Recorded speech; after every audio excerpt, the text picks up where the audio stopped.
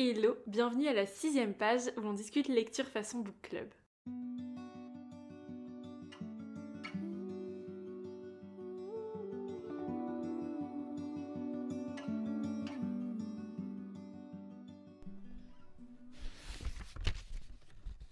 Aujourd'hui, je suis particulièrement contente de revenir avec ce nouvel épisode puisqu'on va parler d'un titre qui m'enthousiasme tellement et je savais pas trop comment prendre le truc au départ. Est-ce que je devais enregistrer au fur et à mesure de mon avancement, faire un point après le tome 1, après le tome 2 et puis finalement, mon envie de lecture a parlé puisque je les ai juste dévorés l'un à la suite de l'autre et que ça m'a fait mais tellement de bien. Sans plus de suspense, et de toute façon il n'y en a aucun puisque tout est dans le titre, mais on va parler de la saga Lettres d'enchantement de Rebecca Ross, qui est pour le moment une duologie avec le premier tome Divine Rivalité et le second Impitoyable Serment. Et si je dis pour le moment, c'est parce qu'il y a des petites news sur les réseaux de l'autrice, mais on en reparlera tout à l'heure. Comme d'habitude, pas de spoil dans ce podcast, donc je parlerai un petit peu plus tard de mes impressions sur le tome 2, mais absolument pas de l'histoire en elle-même, donc pas de problème si vous n'avez pas encore commencé la saga, ou que vous en êtes encore au tome 1. Puis on va commencer tout de suite avec un petit point sur l'autrice, qui est donc Rebecca Ross. Elle a grandi à Atlanta en Géorgie, et elle vit désormais avec son mari et son chien au nord-est de l'État. Grande lectrice, elle va tout d'abord étudier l'anglais à l'université et travailler dans différents domaines avant de se consacrer à l'écriture. Elle est aujourd'hui l'autrice la plus vendue et acclamée du New York Times en ce qui concerne les romans fantastiques pour les lecteurs adolescents et adultes, et elle est l'autrice de plusieurs romans. Côté young adulte, on retrouve ainsi sa dernière saga Lettres d'enchantement dont on va parler ici, mais aussi une autre duologie, The Queen's Rising, ainsi que 2 romans indépendants, Dreams Lie Beneath et Sisters of Sword and Song. Elle a aussi écrit une duologie cette fois-ci pour un public adulte, The Elements of Cadence, et la liste de ses livres est à retrouver sur son site internet, et actuellement, seuls les 2 tomes dont on va parler dans cet épisode ont été traduits en français. Aujourd'hui, la saga est à retrouver en format broché et relié chez De Saxus. Le premier tome est sorti en mai 2024 et depuis, on l'a vu complètement exploser sur les réseaux sociaux. Il a été très encensé et on a notamment vu beaucoup tourner son format relié qui est absolument magnifique en tant qu'objet puisque on a une jaquette déjà qui est avec un très beau dessin et puis en dessous un livre-objet qui est juste magnifique aussi, tout dans des tons de bleu avec cette machine à écrire en dorure ainsi qu'un très beau jaspage. Donc franchement il y a eu un très beau travail de fait sur le livre en lui-même et le livre a été traduit de l'anglais par Laurent Bury. Initialement, c'est une duologie que je comptais pas spécialement lire parce que j'avais l'impression que ça tournait beaucoup autour de la guerre. C'est pas forcément un contexte qui m'intéresse beaucoup. Enfin, en tout cas, je trouve ça assez dur à lire pour moi. Et c'est vrai que c'est pas forcément des livres vers lesquels je vais naturellement, que ce soit une guerre fictive ou la première ou la seconde guerre mondiale. En général, c'est des récits qui vont pas forcément m'attirer comme ça. Ce qui n'empêche pas que quand j'en découvre, il y en a vraiment pour lesquels j'ai eu des très beaux coups de cœur, et c'est le cas ici. Et je crois que ce titre-là, il m'a vraiment eu à l'usure, à force de le voir passer, et je me disais, ça a l'air d'être vraiment de la romantaisie, c'est pas forcément ce qui m'intéresse, et je sais pas, finalement, je crois qu'il a commencé à me tenter de plus en plus, et il y a eu un moment, j'ai eu juste vraiment envie d'une belle histoire d'amour, et je sais pas, au bout d'un moment, je me suis dit, celui-là, il a vraiment l'air de bien fonctionner, et j'ai entendu personne en parler comme étant une relation toxique ou avec des personnages un peu torturés, pas du tout. Comme ça peut être le cas par exemple pour Force Wing, qui pour le moment ne m'attire pas trop à cause de justement cette relation qui a l'air un peu relou à suivre honnêtement. Ici, ce que j'en entendais, c'est que c'était vraiment une relation bienveillante, donc je me suis dit, allez, c'est vraiment ce dont j'ai envie en ce moment. Et j'ai vraiment bien fait, puisque j'ai découvert une histoire tellement belle et des personnages que j'aime tellement maintenant, que je suis vraiment ravie de l'avoir finalement lu. On est dans un contexte qui ressemble un petit peu à la Première Guerre mondiale, mais dans un univers vraiment fantasy. Et donc cette guerre, elle est un petit peu particulière, puisqu'elle est initialement menée par des dieux. C'est donc un conflit entre 2 dieux dans lequel les humains sont amenés à prendre parti, à se battre et surtout à subir toute cette situation de crise extrême. Et dans ce contexte dur, on va suivre Iris Wino, une jeune journaliste dont le frère s'est engagé dans l'armée et est donc parti au front, et dont la mère sombre petit à petit dans l'alcool, puisque voilà des mois que elle et sa mère n'ont aucune nouvelle de son frère. Il semble juste s'être évaporé dans cette guerre absolument terrible, et Iris tente vainement de maintenir sa vie et sa famille à flot. Au bout de plusieurs mois où elle envoie désespérément ses lettres à son frère en essayant de se persuader qu'au moins il trouve peut-être un petit peu de réconfort à leur lecture malgré le fait qu'ils ne répondent pas, elle va être un petit peu découragée, elle va écrire une lettre sur sa machine et elle va finalement décider de ne pas l'envoyer, de juste la mettre dans sa garde-robe, de finalement juste la cacher là, enfin la ranger ici. Sauf que la fois suivante, quand elle ouvre sa garde-robe, la lettre a disparu. Et puis petit à petit, elle va alors s'imaginer que cette garde-robe a quelque chose de magique et transmet peut-être les lettres à son frère disparu. Elle va trouver beaucoup de réconfort dans cette idée, jusqu'au jour où elle va recevoir une réponse. Sauf qu'elle apprend alors que ce n'est pas son frère qui reçoit ces lettres, mais un inconnu. Elle comprend rapidement que c'est un homme qui semble avoir à peine quelques années de plus qu'elle, mais ce qu'elle ne sait pas, c'est que l'auteur de ces lettres n'est autre que son plus grand rival, Roman Keats. Et en effet, ça fait un moment qu'ils se disputent le même poste au sein du journal dans lequel ils sont reporters. Lui comprend très vite à qui il a affaire, étant donné que dès les premières lettres, elle se confie à son frère, qu'elle donne des détails sur l'endroit où elle travaille, sur sa vie. En revanche, elle n'a aucune idée de la personne avec qui elle correspond et est persuadée que c'est un total inconnu. Au fil de leur correspondance, un lien va se créer entre eux et les choses vont être vraiment bouleversées le jour où Iris va s'engager à être reporter de guerre au front. On est dans un pays où les humains sont uniquement les pions des puissances divines et nos deux personnages vont vraiment avoir une relation épistolaire assez profonde qui va petit à petit les amener à apprendre à se connaître réellement, tout en maintenant en même temps cette relation de rivalité et d'inconnu. Vous aurez donc un petit peu ici compris le contexte général. Et si je devais en extraire quelques mots-clés qui marquent ma lecture, je dirais qu'on va beaucoup parler de journalisme dans un univers fantasy, de correspondance, de relations épistolaires. On est sur un roman young adulte où on va parler des dieux, avec une romance très présente, une belle histoire d'amour et un fond de guerre.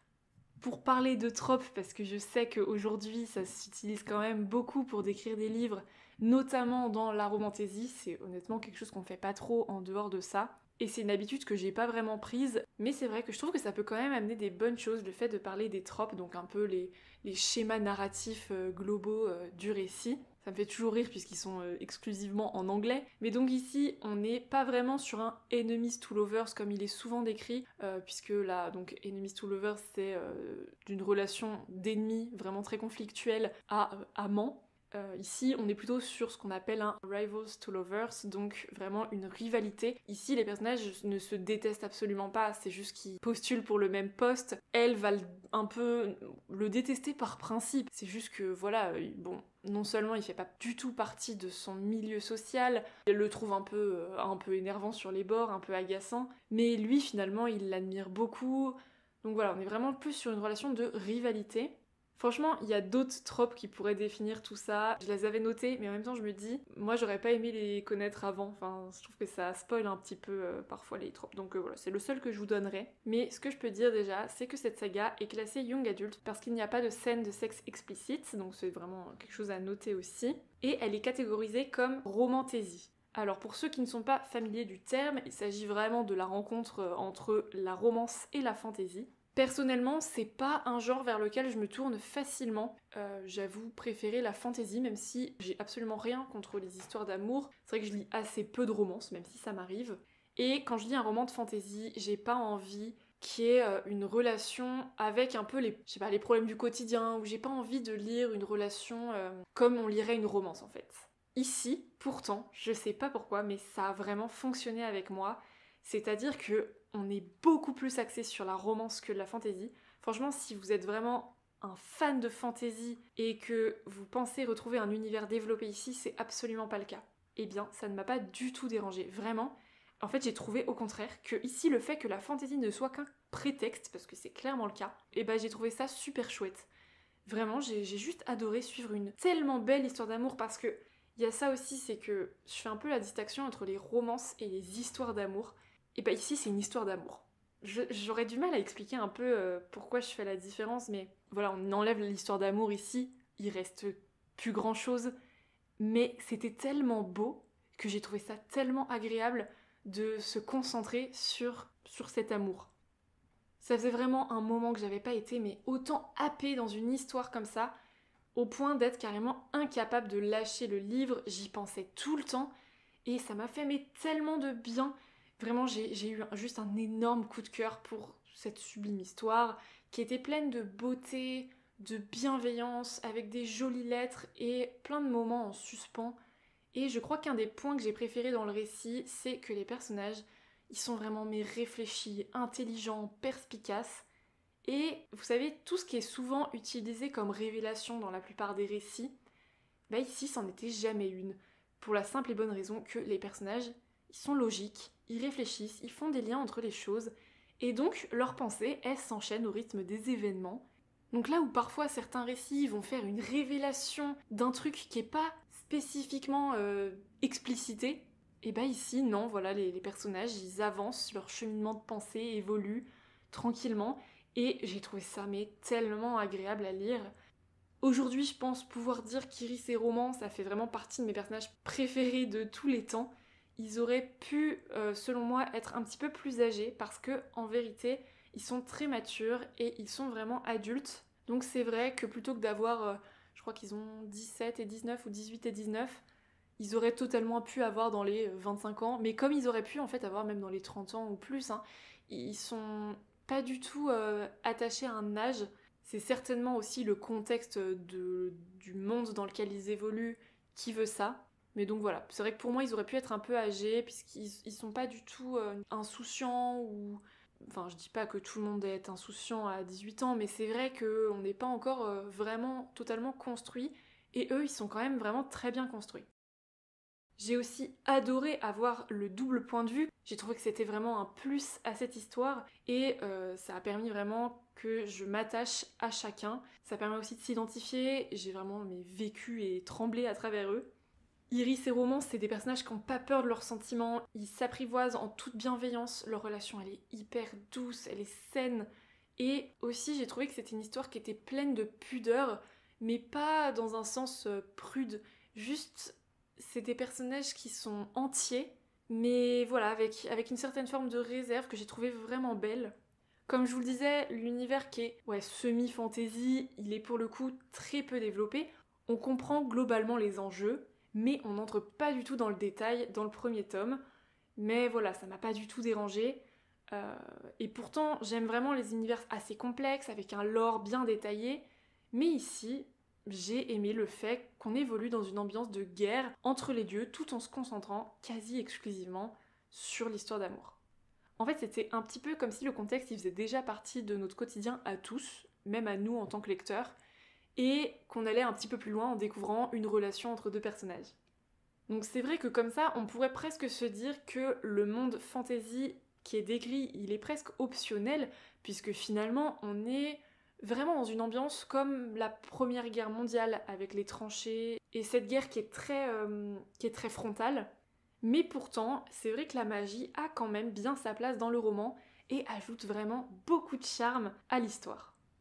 Je vous laisserai découvrir comment la magie va influencer les lettres et leurs relations, mais c'est vraiment très mêlé à leur histoire d'amour et j'ai trouvé ça très bien fait, c'était très joli et ouais, comme je le disais, c'est vraiment un petit soupçon de charme qu'apporte cette magie. Et par contre, ce premier tome se termine par un terrible cliffhanger et c'est là que je suis très contente d'avoir pu enchaîner les deux tomes et de ne pas l'avoir lu à sa sortie quand il fallait attendre encore plusieurs mois avant d'avoir le second. D'ailleurs, c'est vrai que j'ai oublié de le dire, mais ce premier tome fait 432 pages et le second en fait 528. Alors en fonction de quel type de lecteur vous êtes, ça peut vous paraître soit énorme si vous lisez plutôt de la littérature blanche, des romances, des choses comme ça, ou très peu si vous lisez des gros pavés de fantasy. Moi j'avoue que ça se situe un peu dans la moyenne vu que je lis un petit peu de tout. Mais j'ai envie de dire, peu importe le nombre de pages, vous allez juste le dévorer en un seul coup. Moi j'ai vraiment pas pu le lâcher.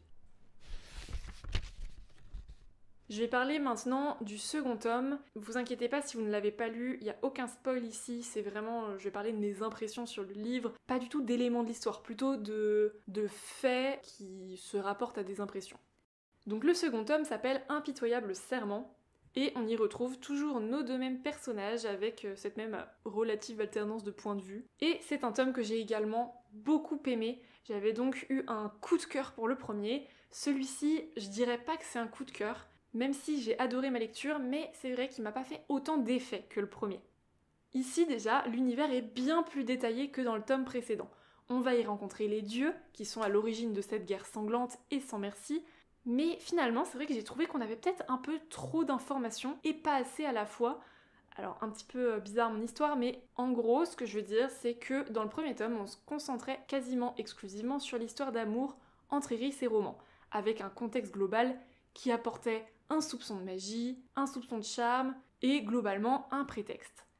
Ici, on va nous donner beaucoup plus à voir sur le monde qui les entoure, mais il y a plein d'éléments qui, du coup, restent inexploités. Ça fait qu'au final, les tomes sont quand même assez inégaux, on n'y retrouve pas le même genre de choses, et que donc, là où le tome 1 comblait notre envie de tout connaître sur nos deux personnages, et bien ici, finalement, je trouve qu'on en vient à ne pas en savoir assez sur les autres, donc les personnages secondaires, qui sont pourtant bien plus présents que dans le premier tome. J'ai par exemple beaucoup regretté que Forrest, le frère d'Iris, ne soit pas plus développé, notamment sur la question du traumatisme de guerre et sur ce qu'il a vécu aussi auprès d'un autre personnage. Et je voulais un petit peu parler des dieux, puisque dans le premier tome, ils paraissent quand même être des entités tellement grandes et tellement extérieures à la vie humaine, qui pourtant s'affrontent, mais en fait la réalité c'est que c'est les humains qui s'affrontent plus que les dieux, qui se battent pour eux tout simplement.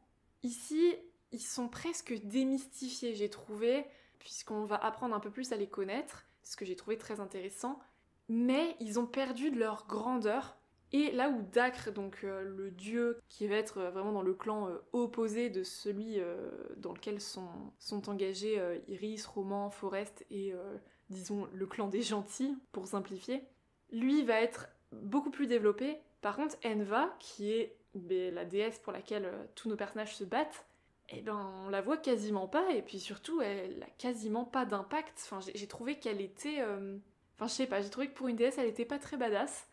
Donc ça c'est des choses que j'ai trouvé un petit peu dommage. Mais par contre c'est vrai qu'on est toujours sur une très belle histoire d'amour, il y a de nouveaux enjeux également. Forcément, voilà, il y a des choses qui arrivent, des événements qui se passent, qui donnent un nouveau souffle à l'histoire aussi. Et puis surtout, il y a un point toujours aussi positif, mais ça va vraiment dans la continuité du premier, c'est que tout ce qui, à certains moments, me faisait peut-être un peu peur vis-à-vis de la tournure que pourrait prendre l'histoire, et bah ça a été très bien mené. Les personnages principaux n'ont rien perdu de leur perspicacité, de leur capacité à établir des liens entre les choses, entre les événements, et puis ils n'ont rien perdu aussi de leur bienveillance. Il n'y a pas de longueur, il n'y a pas de redondance, juste voilà, une très belle histoire, c'était aussi très bien écrit, et je sais déjà que je prendrai un grand plaisir à relire ces deux tomes un jour. Et puis je repense à ça, mais c'est vrai qu'il y a une autre chose qui est pas du tout exploitée, c'est qu'il y a une sorte d'ordre un peu chelou, une sorte de groupuscule qui se balade la nuit, et on comprend que ça pourrait avoir vraiment un gros impact sur l'histoire, sur le cours des événements, et alors ça, mais c'était inexploité au total, et j'ai trouvé ça vraiment dommage. En fait, j'ai trouvé que dans le premier tome, il n'y avait pas d'équilibre entre fantasy et romance, parce qu'il n'y avait pas à en avoir. C'était une romance. Il y a un contexte fantasy, mais c'est une romance. Et dans le deuxième, c'est comme si on avait voulu un peu rattraper de l'univers, de la complexité, mais que ça allait pas assez loin. Et du coup, on se retrouve frustré là-dessus, et j'ai trouvé ça dommage. J'aurais préféré finalement peut-être que ça soit toujours aussi peu développé, mais c'est vrai que ça aurait peut-être été trop long, hein. Il aurait peut-être fallu dans ce cas-là qu'il y ait qu'un tome. Mais voilà, c'est un petit peu frustrant de voir qu'il y a un équilibre qui a été moins trouvé, moins facilement trouvé dans le second tome. Mais voilà, ça reste un livre que j'ai adoré et que je conseille 1000 fois. Divine Rivalité, c'est une saga... Enfin, en fait, je dis Divine Rivalité, mais la saga, c'est Lettres d'Enchantement. Mais voilà, c'est une saga qui, quand je l'ai terminée, m'a fait beaucoup fangirler, si je puis dire les choses ainsi... Pardonnez mon français, pas très français. Mais voilà, ce que j'entends par là, c'est qu'en gros, j'étais encore en train de lire le tome 1, que je tapais déjà sur Pinterest Divine Rivalité pour voir un petit peu tout ce qui se faisait autour. Ça, c'est vraiment un truc que je fais assez facilement sur ce genre de livre. Je suis une pro des recherches Pinterest. J'adore aller dessus, que ce soit pour mon travail ou pas, mais Ce que je veux dire, c'est que vraiment, ça devient la plateforme où se croisent toutes mes passions. Et c'est vrai que je me dis que ça pourrait être quand même drôle que je fasse un jour un épisode où je parle de ces livres qui font justement ressortir la fangirl en moi. Ouais, c'est un truc auquel faudrait que je pense parce que je trouve que le concept est quand même assez marrant, sachant qu'il s'agit souvent de livres particulièrement addictifs à l'univers assez marqué, mais c'est pas forcément des coups de cœur. Donc il y aurait un petit peu de tout. Il y aura du coup de cœur, il y aurait du moins coup de cœur, mais ça pourrait être très très cool. Parce que c'est vrai que c'est quelque chose que j'adore faire quand j'accroche vraiment à un récit en termes d'addiction, hein, là, disons les choses clairement. C'est le premier truc que je fais, c'est taper sur Pinterest. Et alors là, vraiment, c'est ouverture à toutes les dérives littéraires qui existent. Je regarde les DIY, je regarde les fanarts, je regarde les goodies. Le pire, c'est que j'en fais rien de tout ça. Hein. J'enregistre ça dans un petit tableau Pinterest qui s'appelle... je crois qu'il s'appelle Fangirl, justement. Et je n'en fais absolument rien. Juste, je kiffe le moment. Regardez tout ça, les images, les dessins que les gens ont fait, J'adore. Vraiment, j'adore. Et j'avais envie de finir sur une nouvelle que vous connaissez déjà sûrement si vous suivez l'autrice de la duologie sur les réseaux sociaux. Mais il faut savoir qu'un autre livre dans l'univers de Divine Rivalité va sortir en anglais le 2 septembre. Et je me dis qu'étant donné l'engouement qu'il y a eu côté francophone pour la saga, il y a quand même fort à parier qu'il va être traduit un de ces quatre. Ce livre s'appelle Wild Reverence et il parle de l'histoire d'amour entre une déesse et un mortel, d'après ce que j'ai pu en lire. Avant de vous quitter, je voulais vous lancer un appel, s'il vous plaît. Dites-moi si vous avez lu un livre comme ça, que vous voudriez me recommander, que ce soit une saga ou non, mais en tout cas un livre avec une belle histoire d'amour, de la fantaisie, sans personnages relous surtout, parce que j'avoue que c'est vraiment ça qui fait que je ne vais pas vers la romantasy facilement, parce que perso, les je t'aime moi non plus, fuis-moi je te suis, les héroïnes badass qui sont au final juste insupportables et les mecs toxiques, très peu pour moi. Pour vous donner un ordre d'idée, dans le même genre un peu, j'avais adoré Le Faiseur de rêves, alors ici avec un univers fantasy beaucoup plus développé, mais voilà, vous voyez un peu l'idée. Belle histoire d'amour et fantasy. Si vous avez ça, je suis preneuse. Moi, mon dada, c'est pas nécessairement l'histoire sur fond de guerre, vous l'aurez compris, mais plutôt voilà, tout ce que je viens de vous citer avant. Donc si ça vous fait penser à un titre, mais s'il vous plaît, dites-le moi, je recherche ça désespérément.